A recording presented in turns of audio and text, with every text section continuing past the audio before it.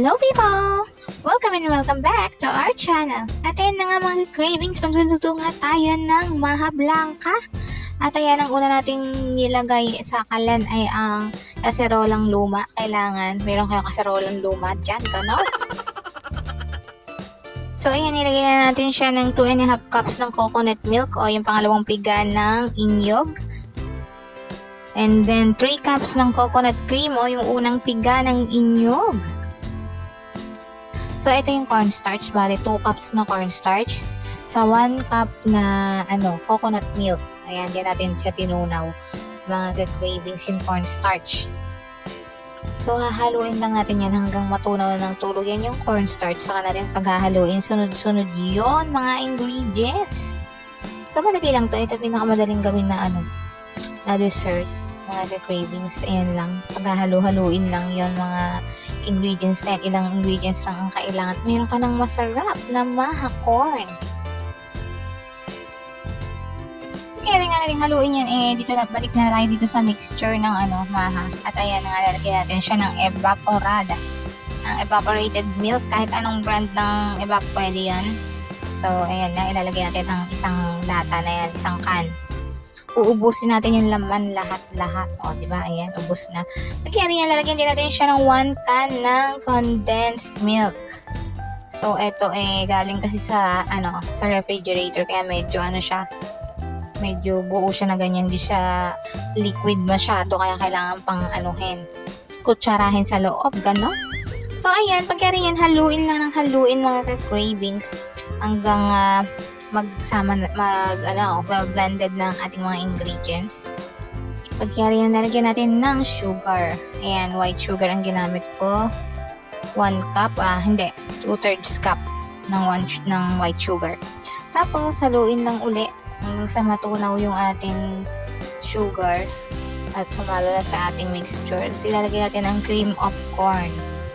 Pwede din namang whole kernel corn ang ilagay nyo, pero mas prefer ko tong sweet cream of corn kasi meron siyang durog, meron din namang konting buo, tapos talagang amoy na amoy yung mais, yung sweet corn. Tapos hahaluin lang natin siya ng cravings. Magdadagdag kasi ng creaminess yan yung sa cream of corn kasi parang giling na siya, talagang lasang-lasa mo ang mais na mais ng sweet corn. Ang bango-bango mga cravings. Haluin lang po natin siya ng haluin. Paggamit na tayo ng sandok sa sa oras na to, sandok na. Tapos hintayin natin siyang medyo kumulo ng konti. Ayan. Pag nakikita nyo na nagbabubbles na ng konti ang ating mixture, ilalagay na natin ang ating tinunaw na cornstarch. So, dahan-dahan lang yung paglagay. Tapos, diretso lang po yung paghalo natin hanggang sa maibus na natin lahat ng cornstarch. At hahaluin na siya natin na ganyan hanggang siya ay lumapot na.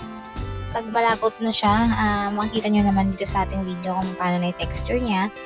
Pag ganun na siya, na-reach nyo na yung ganung lapot, pwede na yon ilagay sa ating mga mold, sa ating mga lagayan. So, ayan, haluin lang po siya ng haluin mga cravings. Hanggang lumapot na siya ng tuluyan at ang bango-bango nga. Usually, nilalagyan ko to ng unsalted butter mga cravings pag ganyang malapit ng maluto para bumango siya. Kaso, nakakalimutan namin bumili ng unsalted butter nung niluto yan. Kaya, hassle pang pumunta na supermarket uli pabalik. Nailagay ko ng ganyan. Naalala ko lang nung hinahalo ko na. Gano'n? So, hindi na nga nalagyan ng unsalted pero susunod, pag ginawa niyo yung recipe, kayo na maglagay din na ganyan ng konting unsalted butter. Siguro isang lang, mga 2 tablespoon ganun ng unsalted butter para lalo siyang bumango. Kasi siya creamy.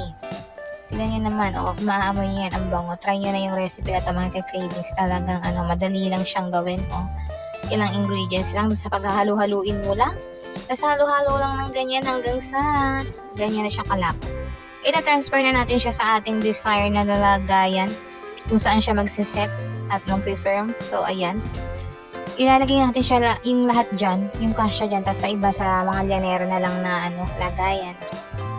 Hanggang sa papalamigin natin siya. Bago siya lumamig, lalagyan syempre natin siya ng cheese sa ibabaw. Grated cheese. Kasi manamis-namis siya, makrema, malinamnam. Ayan yung lasa ng maha corn. Tapos magbe-blend siya sa maalat-alat na yan na sa maalat na flavor ng cheese. So ginamit nga natin dito ay cheddar cheese. At ang sarap po nga mga ka-cravings. Ang bango-bango.